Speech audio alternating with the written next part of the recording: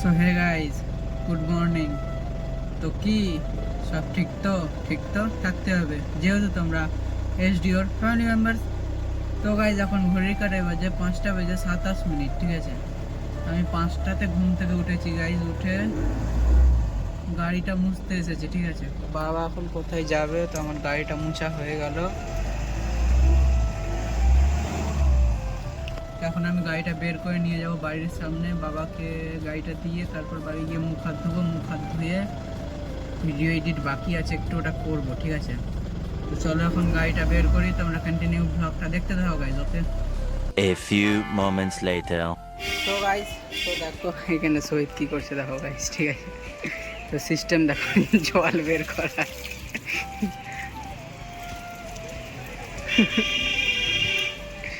যখন জল কম পড়ে গাইজ, তখন ও এটাই সিস্টেম করে, ঠিক আছে, জল বের করার জন্য। জলই তো নাই ভাই।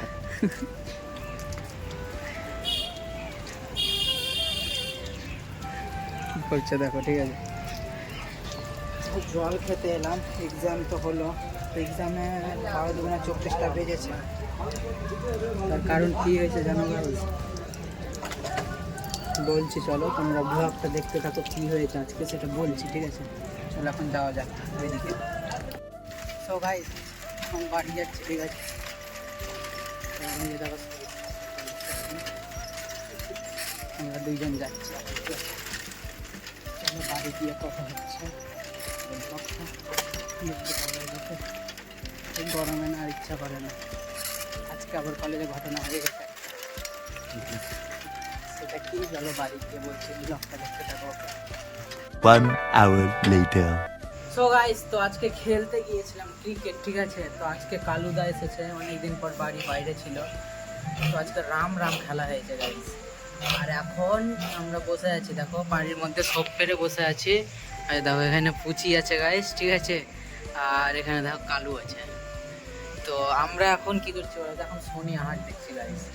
মা কোথায় গিয়েছে, আমরা তিনজন মিলে এখন সোনিয়া হাট দেখছি। সোনিয়া হাট, ঠিক আছে।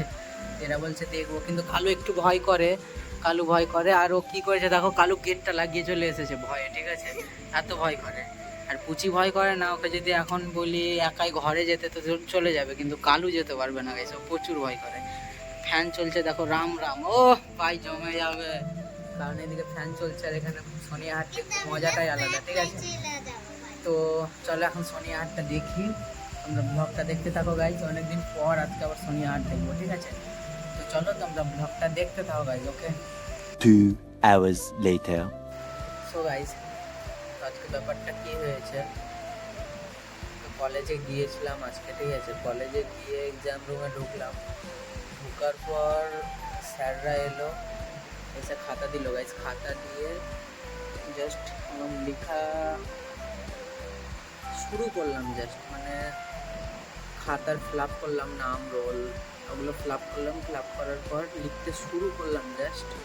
আর অ্যাটেন্ডেন্স সিট এলো, যেটাতে সিগনেচার করলাম।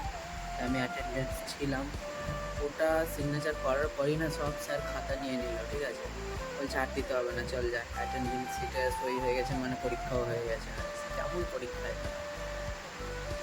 ঠিক আছে। এই ছিল আজকের পরীক্ষা, আজকে এডুকেশন পরীক্ষা ছিল এই সিস্টেমে। তো যাই হোক, আজকের ব্লগটা তোমাদের কেমন লাগলো গাইস, অবশ্যই কমেন্ট করবে, ওকে। তো দেখা হচ্ছে নেক্সট কোনো ব্লগে, পরের দিন ঠিক সকাল 8টায়। ততক্ষণ তোমরা সুস্থ থেকো, ভালো থেকো, খেয়াল রেখো। আর আজকের ভিডিও যদি ভালো লাগে প্লিজ চ্যানেলটাকে সাবস্ক্রাইব করে দিও, ওকে। এখন ঘড়ি কাটে বাজে 12টা গাইস। তো দেখা হচ্ছে নেক্সট কোনো ব্লগে। লাইট ফাইট সব অফ করে দিয়েছি, একাই ঘরের মধ্যে বসে ভিডিও করছি গাইস, ঠিক আছে। তো কোনো ব্যাপার না, তোমাদের জন্য এইটুকু তো কষ্ট করতে হবে, তাই না।